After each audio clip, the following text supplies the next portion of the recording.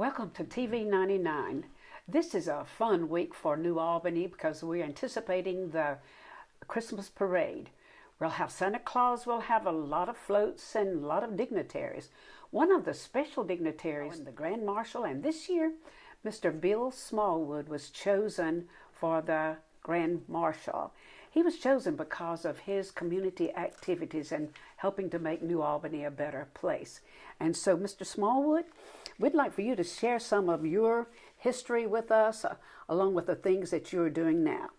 He is Mr. William Carter Smallwood, Jr. So tell us a little bit about your family history dating back to the settlement.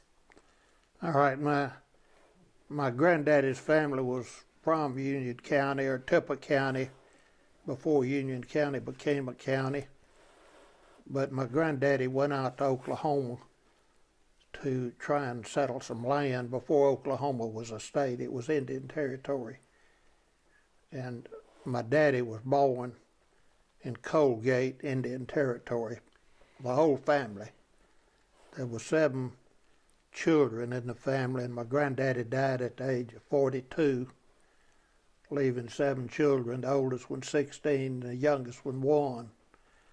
So the family felt they needed to come back to Mississippi where they had family, and they did. And actually they went to my great-grandmother Wiseman's land, and they really, I guess you'd say, sharecropped up there because that's what they did.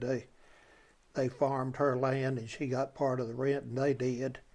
And that's how they made it, because that was before the days of any sort of government help, any Social Security, welfare, anything else. But they moved back to Mississippi.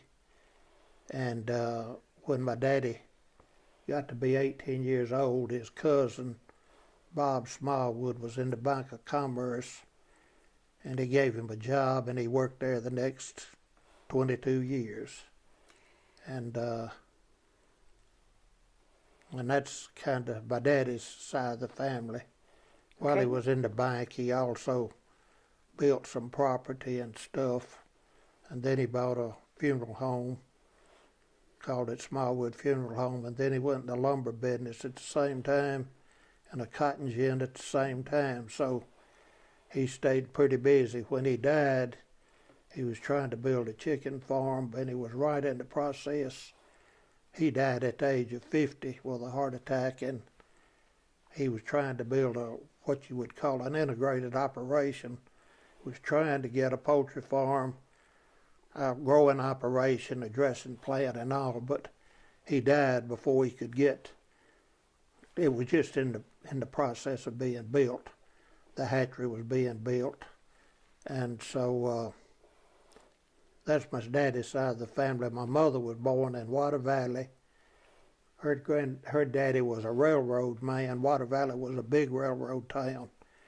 And they had the roundhouse there, and she was born in Water Valley and came to New Albany to teach school. And that's where they met. Mm-hmm. When she came to New Albany, women teachers could not be married. I don't know about the administrators and all were primarily men, but women teachers could not be married, and they knew that when they married that she would have to give her teaching job. But she could teach Latin, French, English, and also had a degree in piano, but an elderly lady who taught Latin fell and broke her hip.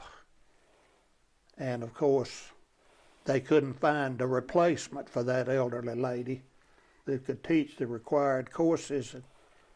So my mother was the first married lady that ever taught in New Albany. They called her back to finish out the year.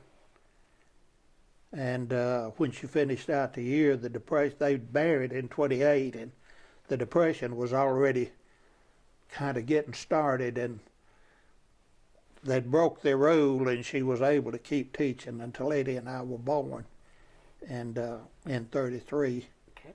But that's kind of my family history. Yes. You referred to Eddie. You were a twin. Right. You and Eddie were born August 18, 1933. You told me that you enjoyed having a twin. Just give us an idea what that was like. Well, you know, we just had a good life. We had a good family life. My family, you know, my family had a good family life, and we just grew up together, and we were inseparable. But we, you know, like I say, he was killed when we were seniors in Ole Miss. Yes, but both of you attended New Albany High School and were involved in a lot of different activities, such as the band and newspaper staff. But then your father died. Well, he died in '49. So that changed your life completely. Oh, yeah. My brother and I was 16 when he died. And, of course, but we'd been with him, and we knew a lot about his affairs. We probably knew more about his business affairs than my mother did. So we just kind of, as old saying goes, started tending to business when we were 16, and been tending to it, or trying to, making an attempt to tend to it ever since. Okay. So you went to Ole Miss in 1955, majored in banking and No, finance. I went in '51 and got out in At 55. You enjoyed college life. You were a member Right. of Sigma Chi. It was during this time that your brother died, and Right. it was another tragedy for you. But you did finish college, and within a couple of months after college, you were drafted in the Army. So tell us something about that 2-year extension. Well, that was, you know, everybody, you got military, you got deferment while you were in college, but you knew you were going into the Army, and I did go into the Army a month or two after I got out of college. And I was really lucky. I could have been sent to Korea, or I could have been sent to Germany, but I was sent to Germany and ended up in the command building in headquarters. Usually I was a private, but I ended up in the top secret and top secret message center in the command building in Europe. That's where they had the highest ranking Army general in Europe. And it was I saw it was a good place to be because I'd never heard of a general being killed in the Army, and so when I got there, I decided that's where I wanted to stay, and that's where I did stay the next 18 months. Tell us about the living conditions. Well, we lived in what's known as Patton Barracks now. Hitler had built these barracks for his troops, and they were extra nice compared to Camp Chaffee, which when the wind blew, it blew through the walls, but these walls were about 3 or 4 brick thick and double windows, hardwood floors, heat, you know, radiator heat. Hitler had built those for his crack troops when he was in, you know, on the rise. And then we worked in another building, that was Patton Barracks. We worked in another building, and they had Army buses take us from where we lived to where we worked every day. But it was I had sense enough to know then that it was the easiest job I might ever have. And I can say when I got back out of the Army, I never had an easy job, at least for the next 15 to 20 years. Mm-hmm. And I thoroughly enjoyed it. Heidelberg was a good town, and it was more like a paid vacation, you know. I'm not trying to say that I was made a real hardship. It was a hardship being away from home because I was needed to help in the family business, but it was really a nice place to be. You were involved in security detail. Could you give us just a little bit of that information? Well, to do what I did, I had to have a cosmic top secret clearance. Cosmic meant I could handle NATO documents as well as United States documents, top secret documents. And that's the reason. What I told you is when we've seen of these security breaches, because we all had to sign something that if we lost a document, we knew we'd go to jail for 2 years. That was just standard. You didn't lose a document, but it seems it's really relaxed in the last few years, or last year or two. Now tell us about the crypto unit. That's one of the... Well, that was a unit. The messages came in code, and there was a unit in that building that broke the code. That was what they call the crypto unit. They would get the code and break it and put it into English, the documents that we got from overseas, and then then they'd bring them to our unit, to be processed and sent upstairs to the appropriate people, whoever needed that particular document. So you were trained on the job at the time you were serving. Yeah, I was trained as a clerk typist, but what they called MOS was administrative specialist. I never was much of a typist, but I got trained as a clerk typist. But we handled basically we handled documents. Okay, it was 1957 you returned to New Albany, and that's when you partnered with Mr. McDonald in the chicken farm. As I said, my daddy had started the poultry farm and hatchery. Actually, he had bought an incubator, but it hadn't got here when it died, but we had to go on and buy that, and we didn't know how to run it, so we got a professor at Mississippi State, Mr. P.H. McDonald, to come up here, and we sold him, we sold him some interest in the business, and it was called Smallwood McDonald. And but when I got out of the Army, I really just wanted to help my mother get out of the business, but I needed to get it straightened out before we could. So I worked there when I first got out of the Army. Sure. You got interested in the stock market during... Yeah, when I was there, I majored in banking and finance, and I liked the stock market. And when I was in the chicken farm, I started the way you pretty well had to do it in those days, because it was before you had much. You didn't have faxes, you didn't have Xerox. Mm-hmm. Up in Memphis, they had brokerage houses that had ticker tapes, and it would tick out the prices of the trades of a few stocks. The market wasn't nearly as active. Sometimes the ticker tape wouldn't even be running, but when it was running, it would give the prices, and so I'd go up once a week, and all of the different brokerage houses were within walking distance of each other in downtown Memphis, and I'd go around and see.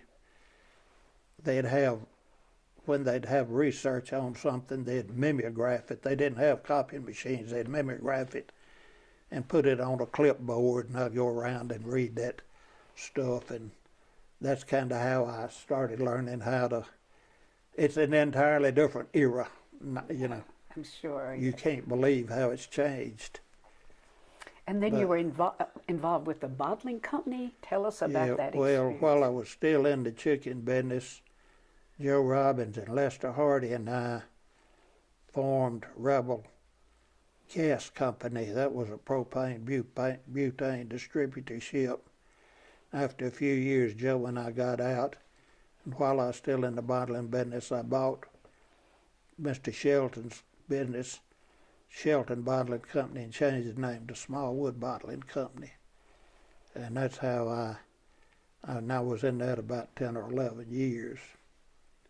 And then someone told you about the HUD. Well, I had an Army buddy that we'd been in Heidelberg together, and he was in Memphis, and he heard about Tennessee Valley Regional Housing Authority, and we decided to see if we could get a contract to build some houses for him. And we did finally, after a lot of negotiating, we got a contract to buy the raw land get HUD approval, buy it, put in the water, sewer, streets. The city had put in electricity, built 3, 4, and 5 bedroom houses. I thought he knew what he was doing. If I'd known he didn't, I probably wouldn't have gone in it. But neither one of us knew what we did, but we had sense enough to get somebody that did to run it for us. And we ended up building, we signed a contract to build 100, but we ended up building 126 TVRHA houses.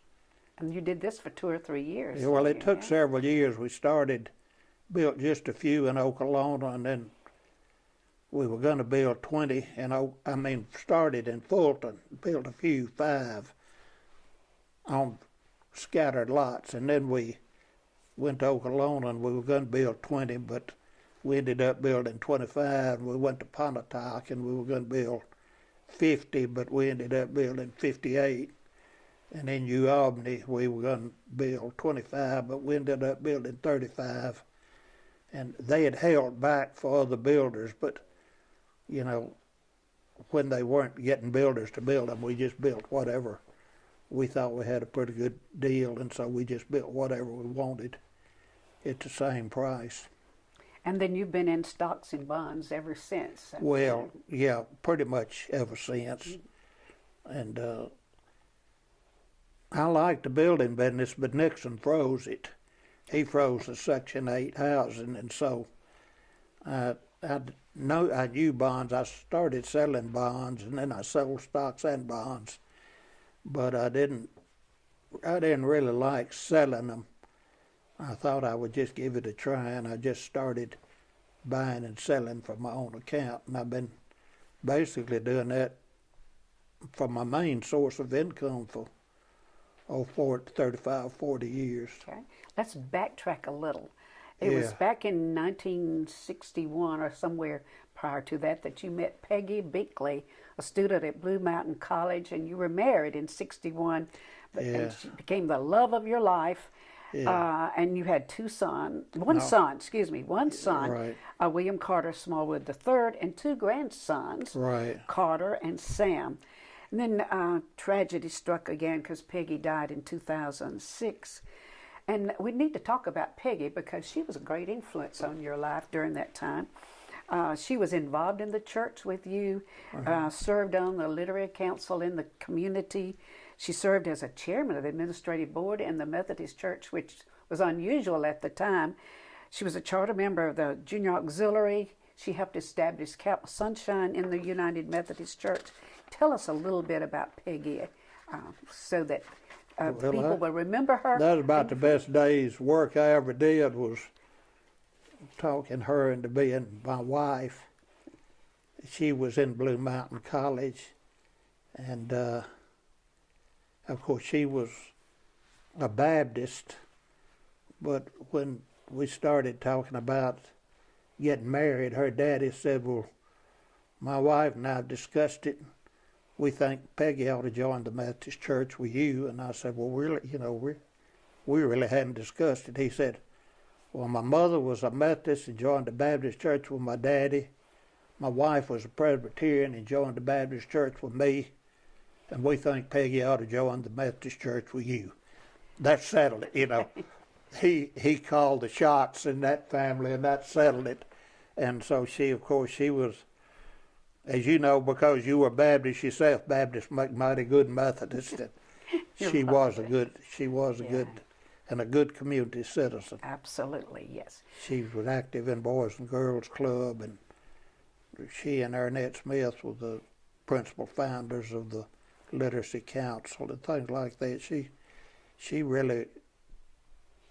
She taught for a while, and when she quit teaching because her daddy had cancer, and she thought she needed to be freed, Those are the not early tied years down. Of your marriage.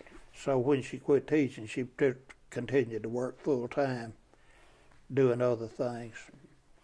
All right, back to you and your community activities. Now, when I moved here, Mr. Bill, you were on the hospital board, and you told me that you served there 24 years. Tell us some of the things that you accomplished during that time. Well, I went on the board when the hospital was built, and the supervisors built the hospital, and they were supposed to have some money to run it with, but they bought laundry equipment. That wasn't in their plans, but they bought us some laundry equipment. So I was secretary, treasurer, and Mr. Homer Bennett was president. We had to go to the bank and borrow $30,000 to meet the first payroll. But we, after that, we started doing pretty good. It was 3 stories tall, and then we built a 4th story and then a 5th story. And that was, exciting times, trying to work with the government agencies to get the money. And then we had 2 doctors die real close to each other. And we needed more doctors, and we got busy in the recruitment business and got Dr. Creekmore and Dr. Russell to come to Albany, built them a building, and stayed on it and would have stayed on it, but the Supreme Court reached a decision that you couldn't deposit money in any bank. That a trustee of the hospital couldn't deposit money in any bank he owned stock in, and there were only 2 in New Albany, and I had stock in both of them, so, I thought it was a stupid rule, but I had to get off. Okay. That's the reason I got off. Okay, now tell us about your experience with UCDA. Well, it was Mike Rogers was kind of active in UCDA, and my cousins Hugh and Carl Stevens were active in people, and they got me involved in Union County Development Association when I was really young, and I was a president of Union County so long ago. Most of the people in Union County Development Association don't even know I was ever president. But we did recruit a lot of businesses. And as I told you last night, I'm the only person still living. We went to St. Louis and recruited Masterbuilt to come to New Albany. Mike, Tom Hunt, Hugh Stevens, and I went up there and met with Elmer Saul, and we had such a good meeting we got Leslie Darden to fly up there. And Elmer and I, for a long time, I was the only one from New Albany still alive. He was the only one from St. Louis still alive, and after Elmer died, I'm the only one still that was at that table when we struck the deal, which that's one of the better industries we bought. If they were doing what they were doing then, they would have gone broke long ago. They were making egg coolers. But They've expanded now. Elmer got it into different things, aisle freezers in supermarkets, and then boxes in supermarkets, and that was a good one. But we got a number of them, a number of industries back in those days. Okay, you also served on the board for Red Cross. Yeah, I was on the board of Red Cross a long time. You told about your experience with Red Cross when we had the ice storm in '94. Oh yeah, well that's one of the things. Marvin Cox was president those days. He asked me to. Red Cross was wanting to move it out of New Albany, and we were supposed to be able to get help from Tupelo or Oxford, but when the ice storm came, I called Tupelo and wanted some Army cots. Well, they were using all of them in Tupelo. I called Oxford and wanted some blankets. They were using all of them in Oxford. And somebody just walked in that was a member of Church of Our Lord Jesus Christ down around Ingomar and asked if we needed some cots. We first started trying to set it up out at the National Guard Armory, which had heat but didn't have any lights. But we did have a generator, very little light. But they had the stuff, and so we sent down and got it and ended up putting it in the Methodist Church simply because there was a water tower down right at the end of Cleveland Street, and they wanted to get electricity to that for safety of the town. And so the first line they put in was down that hollow. The nearest big building to where they put it in was a Methodist church, and so we moved it to the Methodist church when we got electricity. And what I found out then, not a lot of people came because it wasn't that cold, but I found out there were a good many homeless people in New Albany. When we got ready to close it down, there were people that didn't have any home to go home to, and I didn't realize we even had any homeless people in New Albany, but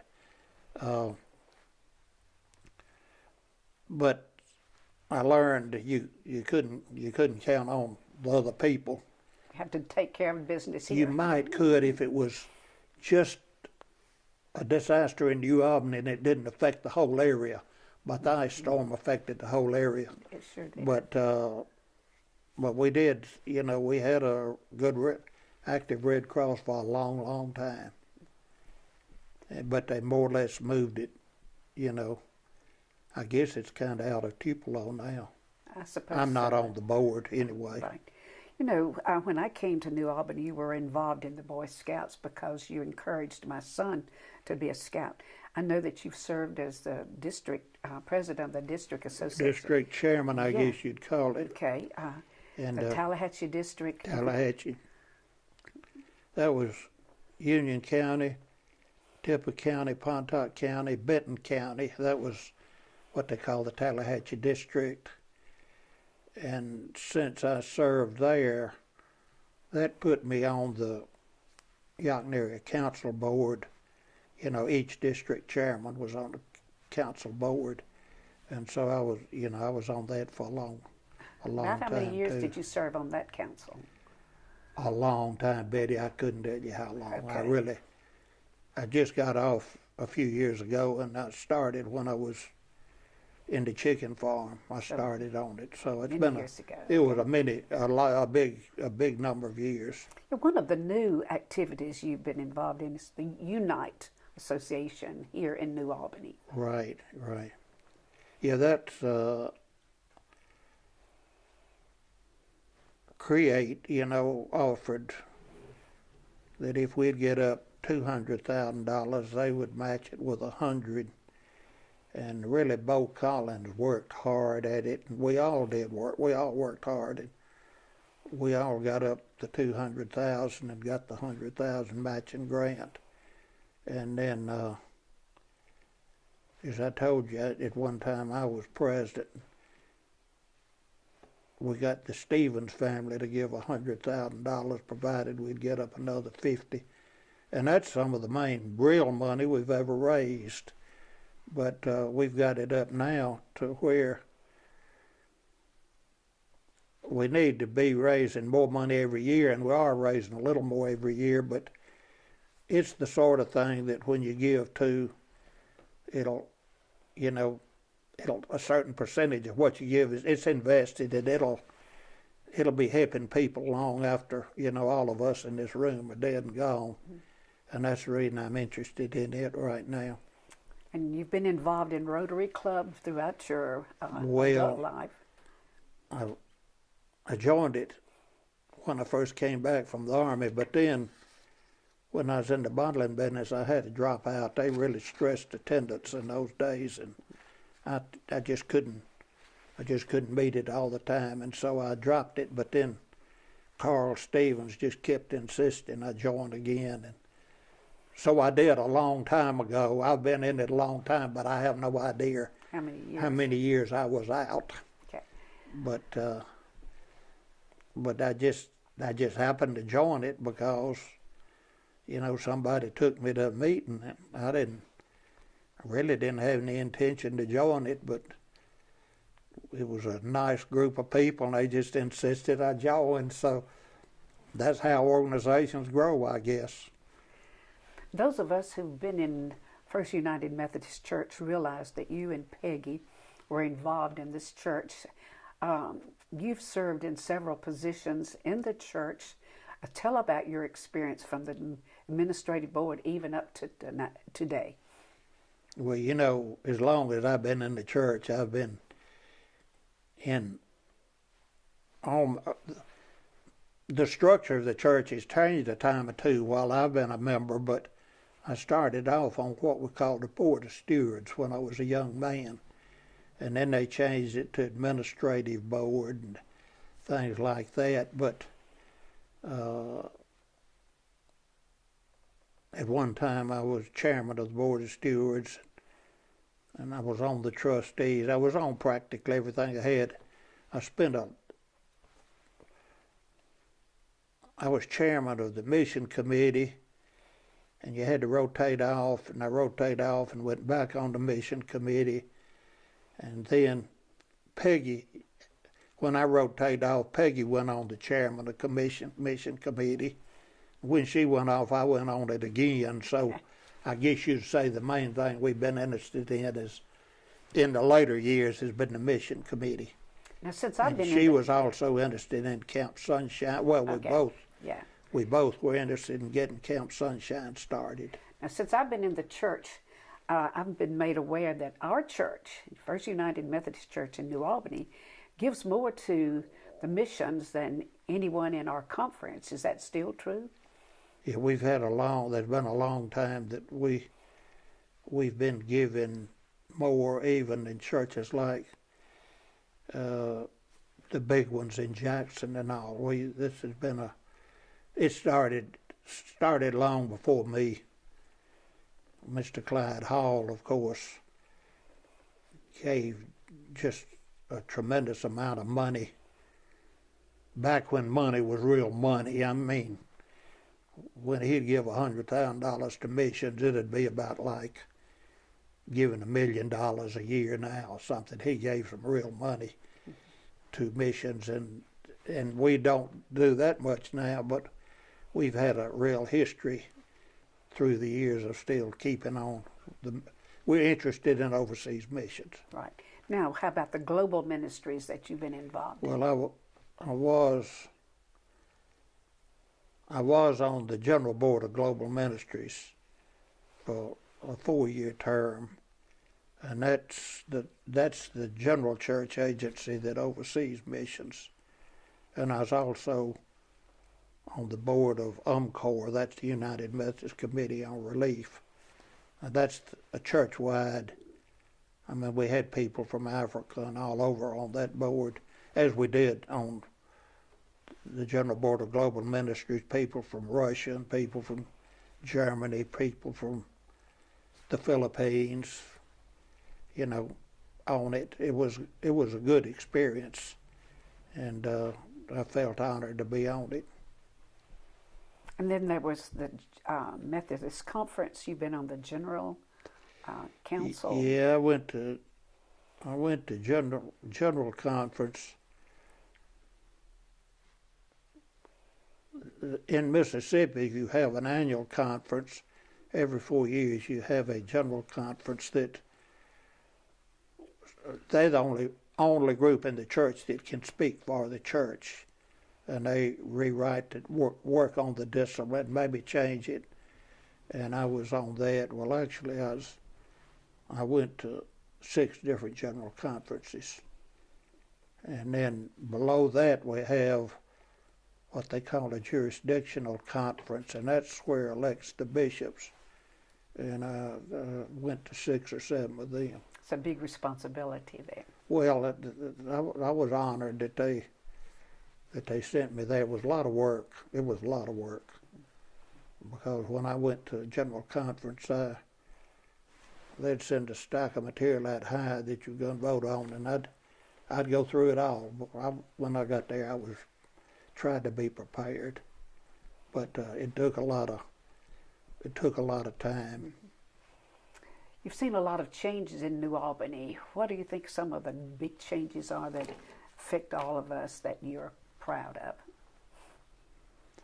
Well, I think it's really amazing when I go to some other towns and when I see our downtown area in New Albany. I think really,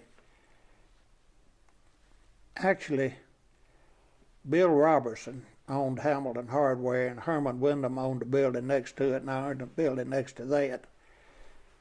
And we got afraid the sidewalks were so bad, we at our own expense took up the sidewalks and put down washed gravel in front of our buildings down on Bankhead Street. Even cut out a little area to plant trees, which they later filled up and planted the trees out in the street. But then after we did it, the city kind of moved on up, and we've got this nice washed gravel all up and down the Bankhead Street, and at one time we had 6 or 7 empty buildings. It looks like most of them are full. I think that's one of the good things we've had. Downtown area. What revitalized the downtown area, and it really looks nice. I think the ball field, I have a lot of compliments from out of town people that ride by and see the people playing ball down at the ball field. My daughter-in-law still plays tennis, and the Tupelo people just rave about what a good tennis court we have.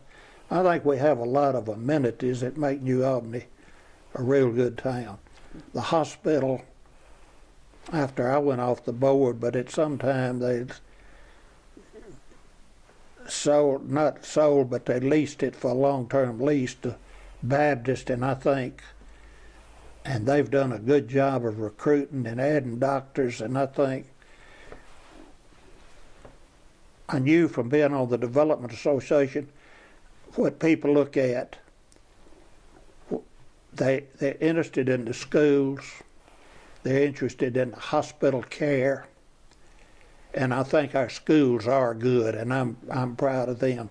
And I think one thing we have that I told Phil Nanny he should take everybody by, and that's New Haven School. That was started when there were no schools for people like that. Now they call it New Haven Center for Adults, because the public schools finally got into educating some of those children. But I think that's a plus. This town built it and financed it themselves when no other town in Mississippi had one. So I just think, all in all, I'm sold on New Albany. I just think it's a good town. And you helped to make New Albany as it is, and that's the reason you are the Grand Marshal. I don't know that I did all that much, but I decided a long time ago I would hate to live in a town, say, that didn't have a single church. There's some things that you want to live in a town, you want the town to do, and I have been interested in the things that I thought would kind of help make New Albany a good town, and I've been honored that I had some good older friends that kind of, when I got back out of the Army, they kind of took me under their wing. It got me involved in a lot of stuff. They were encouraging. But we congratulate you on being the Grand Marshal, and have fun in the parade. Well, I hope I don't get too cold. It's not going to be too cold for you. I don't think it will. Okay. But just wave a lot now to keep you warm. Well, it may rain it out anyway. It's rained it out twice. It may rain it out again. Okay. Thank you, Mr. Smallwood. You're welcome.